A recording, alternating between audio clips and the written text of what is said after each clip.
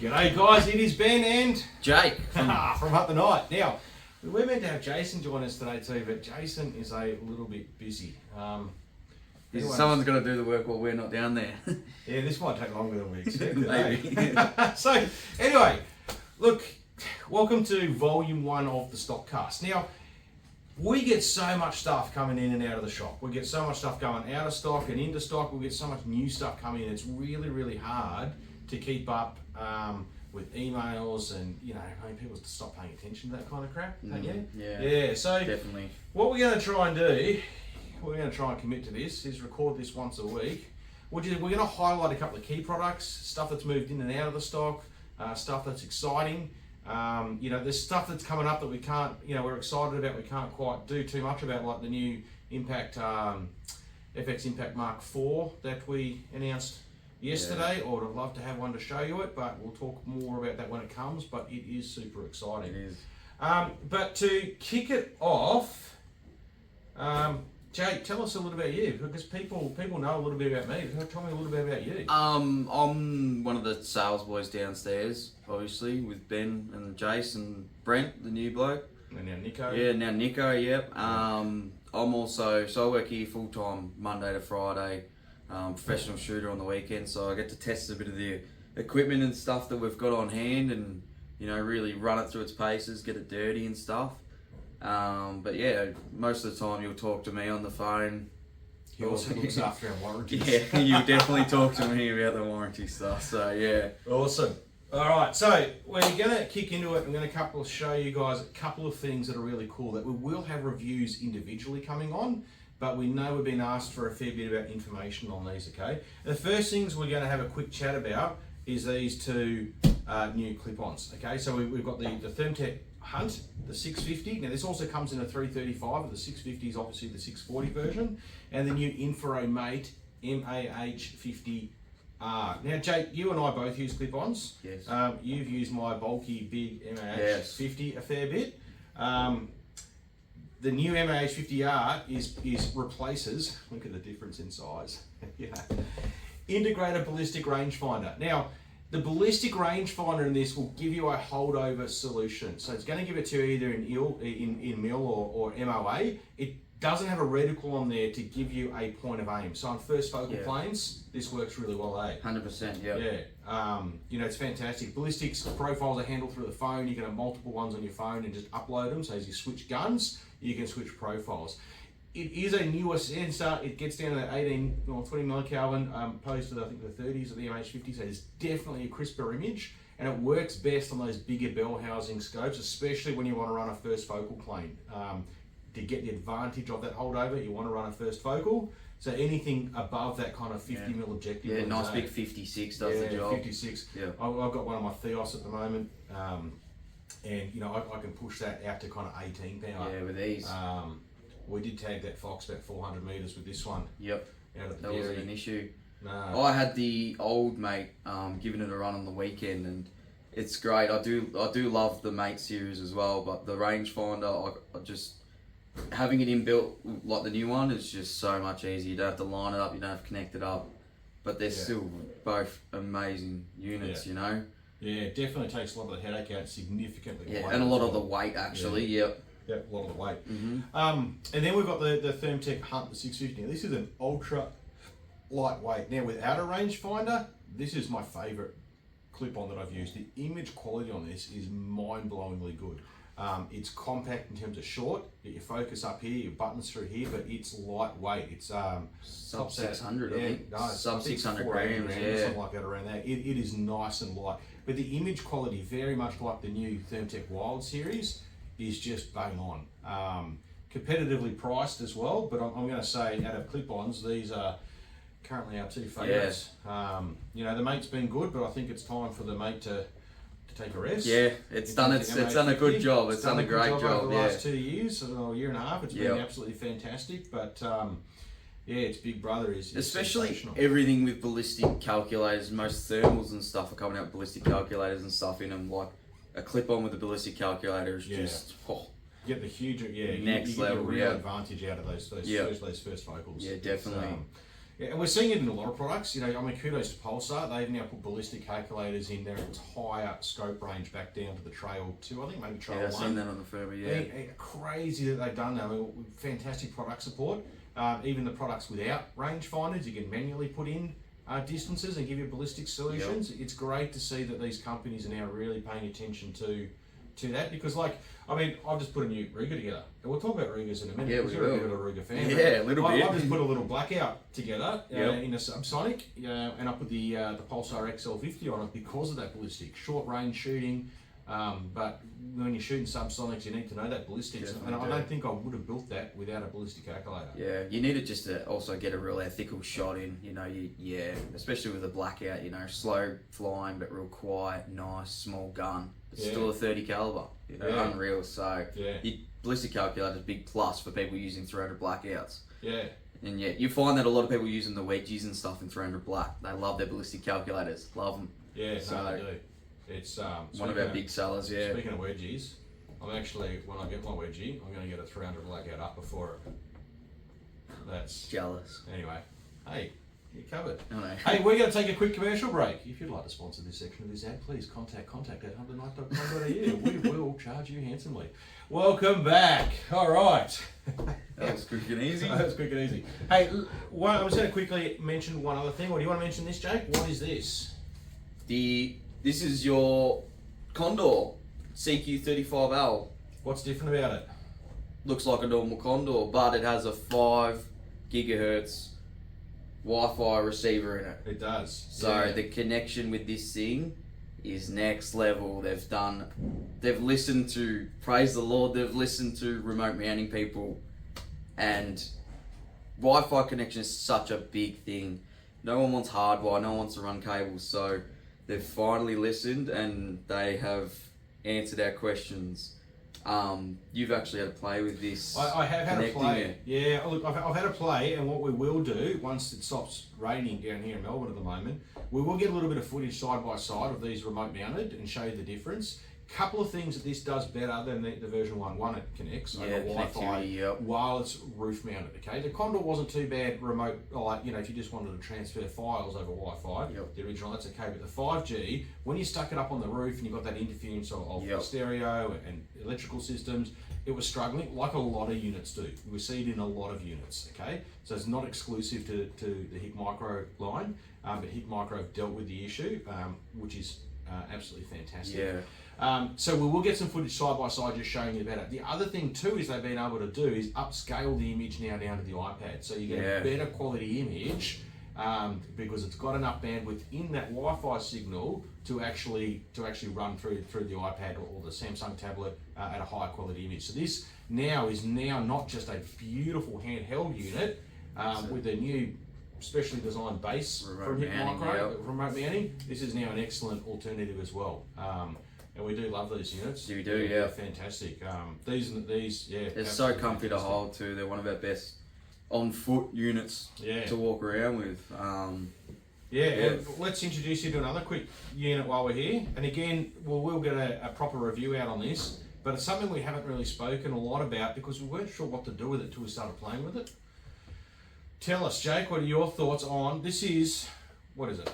The HABROK 4Ks. All right. Now. So, the HABROKs are amazing. I've been using Ben's pair for months. I love them. They're my go-to binos. Multispectral, thermal, night vision, day vision, rangefinder, built-in IR, everything, dual 18650 batteries. And now they've done them in a 4K resolution. So, it's a Alpex in your binos, you know. They are a 256 sensor, so they're going to be suited more for maybe deer hunters and stuff that, you know, are in thick terrain, nice bushy terrain, but then they really want a good identification on what they're looking at. So flick them over to the day vision and it's like looking through a pair of binos. They're just, the picture quality is just unreal. The picture quality is insane on these.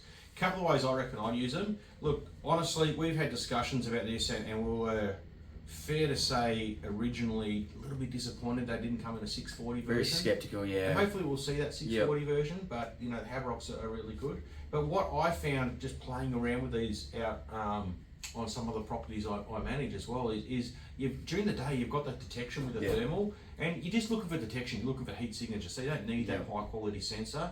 And when you switch over to the day vision, it is stunning. And even in twilight mode, like I took the HABROKs out not long ago, and it was like 9 o'clock at night in Melbourne, pitch black nowadays, daylight savings finished, and just from the moonlight, I could see everything. It was like daylight. Just that twilight mode's unreal. And price point on these days, the kids. Oh, unreal. Like, you know, under $2,500. Yeah, for some thermal binos, like multi-spectral binos. I know. They are absolutely fantastic. Definitely. Great for bird watching, you know, that type of stuff, you know, as well. People want to bird watch. People who want to sit on glass, on faces, you know, and where you traditionally you'd use a bino to glass as well. You can use the thermal first to detect, and then you can switch, and you're going to get eye positive identification like 600-800 meters out of the actual the 4K. And you can easily click a button and start recording. No more hooking up scope cams or bino cams, so you've got to record them or something. Just click a button.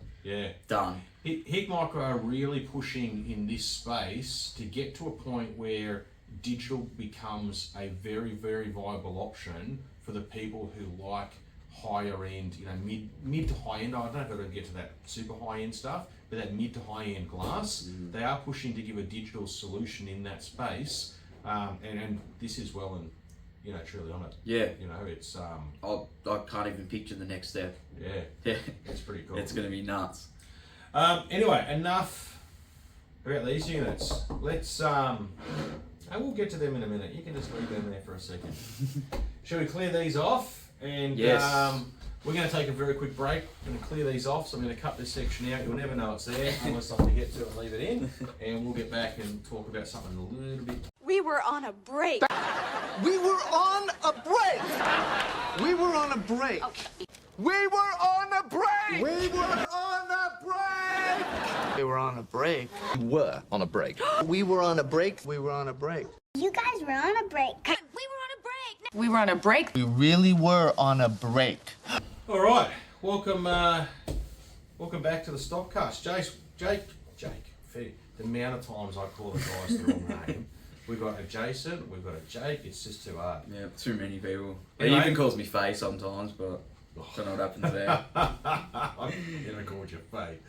Anyway, mate, what are we looking at? This here is the new Ruger American Gen 2. I'm going to give you a quick rundown because it's full of features. So I've done heaps from their Gen 1. I've owned many Gen 1s in my lifetime. Too many to count. Rugers are for poor people, aren't they? They are, yes, but look at it. It's a budget-friendly, out-the-box, fluted barrel, muzzle brake, AI mag, sub 1200 gun. And they're doing them in the calibers that people are asking for. 204 Ruger. I own 204. I never thought they would produce another 204 Ruger with how hard it is to get components for.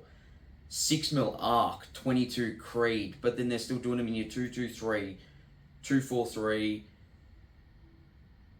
308. I think they're doing the Gen 2 in. And I know they're doing it in 6.5 Creed because I've got one in the safe downstairs. Very nice, you know, they've done heaps compared to their older model. Triple lug on the bolt, Cerakoted finish. And standard with the threaded muzzle brake too. Standard threaded muzzle brake. Yeah, just such a nice little gun. These are probably one of the nicest entry level sort of low end rifles you can get. And Ruger's great guns. I've got to say, presents much better than a cheap gun. Yeah. Like, the stock is quite nice. Gorgeous. As well. Absolutely gorgeous. I mean, I've got the Ruger Ranch and the 300 Blackout, and this is, I wouldn't be able to compare the two. Yeah, like, well they do the Ranch in Gen 2 as well, Predator in Gen 2. They've stepped it up.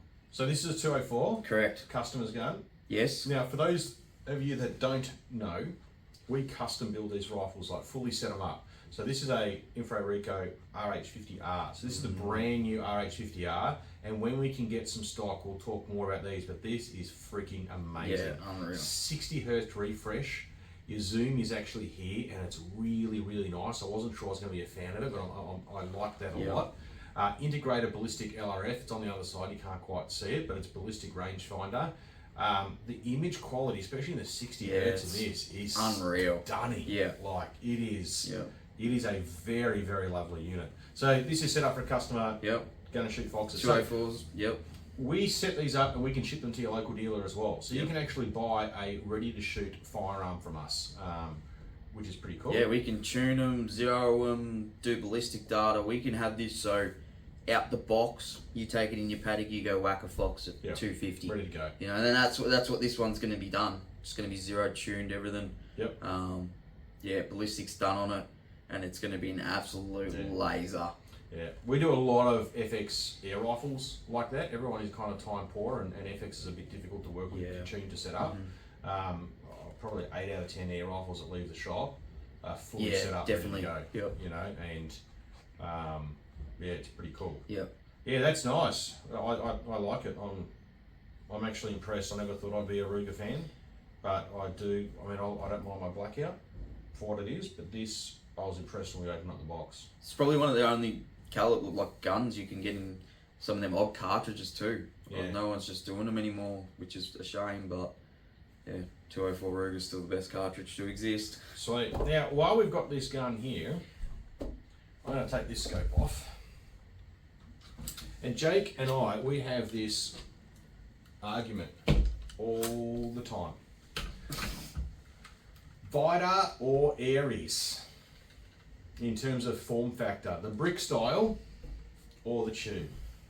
Now, Jake, it's fair to say, I mean, you're a 6.5 Creedmoor shooter, so you're a real fan of the tube style scope. I am, yes. Yeah, there's nothing. It has its you don't mind reasons. grabbing this That's tube right.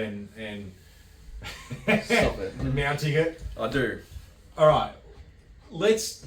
You know, you didn't know we were going to talk about this. No, I didn't. You put me on the spot. I put you on the spot, majorly. and I'm going to do that a little bit to you now and then, I reckon. But let's talk because I'm a fan of this, right? Mm-hmm. And I tried to appease you. Yes. I put an Aries LRF, and I should bring it back in and sell it as an next demo because I'm never going to use it again, on my 204. Yes, right? correct. And I had a hell of a time in the field.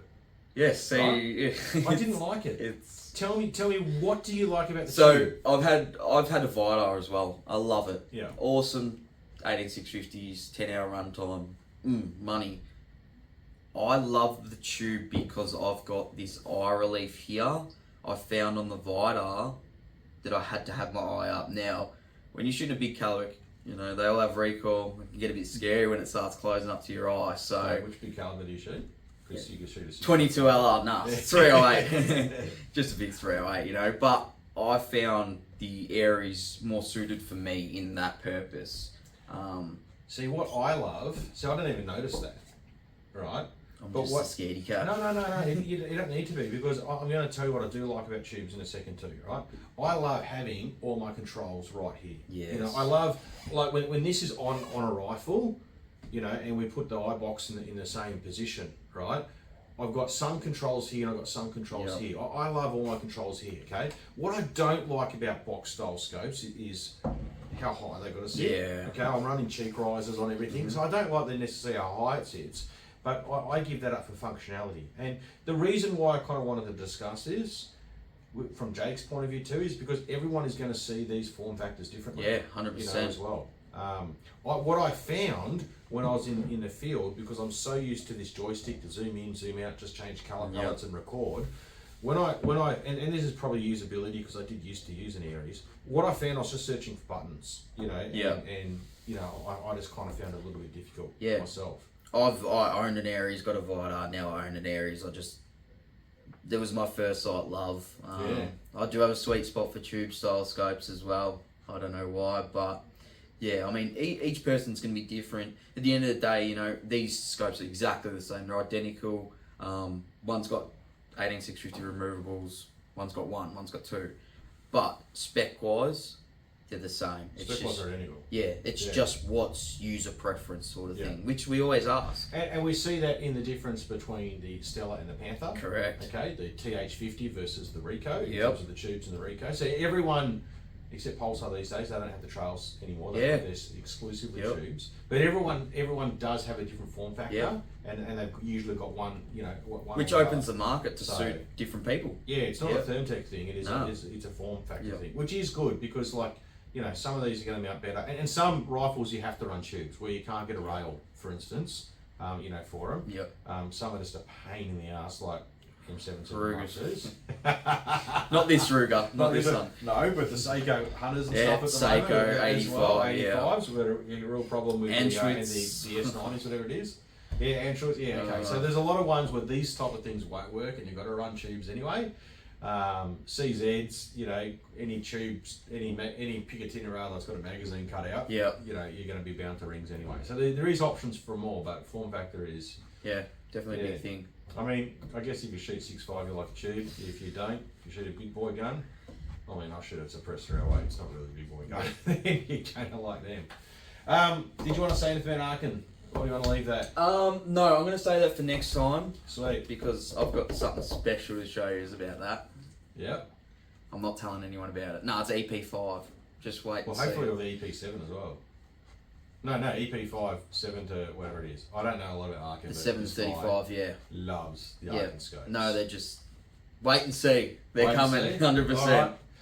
Well, I reckon that about wraps it up. Yeah, 100%. So, thanks for tuning in, guys. Now, if there's anything specific you guys want us to chat about on the next episode, drop it in the comments. Yeah, let us know. We're happy to talk about some products that we've got we may not have spent too much attention on, because we get requests all the time. When are you going to do this review? When are you going to do this review? Any common questions too, like anything really, like, it might be a question about different guns and stuff. Hang on, one question, because you are our warranty guy. Yeah. What now, and support, outside of something breaking, for instance, which things do, what is your number one support question? Connectivity, connecting a device to a phone. Okay, we're not going to tell you the answer, but the answer lies on our YouTube channel. So look it up. Please watch it. Please watch it, because it is our number Saves one question. a lot of phone calls. I reckon we probably get 10, 12 phone calls Easy. a day just on how to connect, Easy. especially to Apple devices. It's much more of an Apple thing than it is an Android thing. And there is a YouTube video on our channel. Go find it. Now, we've got a discount code. Do we? Yes. Jake is wearing our new lightweight hoodie. Okay? Look good. It looks fantastic. I hope you're in the shot, because you might have moved off the shot. But anyway, he's wearing our new lightweight hoodie. They're unreal. I think they're fantastic. They're actually designed by one of we sponsored Sam Amos, is a PRS shooter, and he actually designed them for us, and they look so good we decided to make a run of them. Now, if you use the code free hoodie for the next week, this will expire on, we'll say, midnight. What's the date going to be? 24th? Whatever it is. Next Wednesday, midnight. No, it's easier if we do it on a Sunday. Well, actually, what's the date today? 18th, but it's Thursday. So the 25th. Yeah. Okay, settled. The 25th at midnight, use the code free hoodie, HOODIE, and when you buy either a one of the clip-ons we talked about today, the MH50R, or the Hunt, and the Hunt will either be the 384 version or the 640 version. Use that code, and it will put the hoodie into your cart first, because you'll need a select size. But punch that code in, free hoodie, and you're going to get a free lightweight hoodie with your purchase. Now we can wrap it up. We can. Thanks for tuning in, guys. We will be back next week. Have a good one. Yeah. Get out and get shooting. And if you don't, buy something. Hunternight.com.au.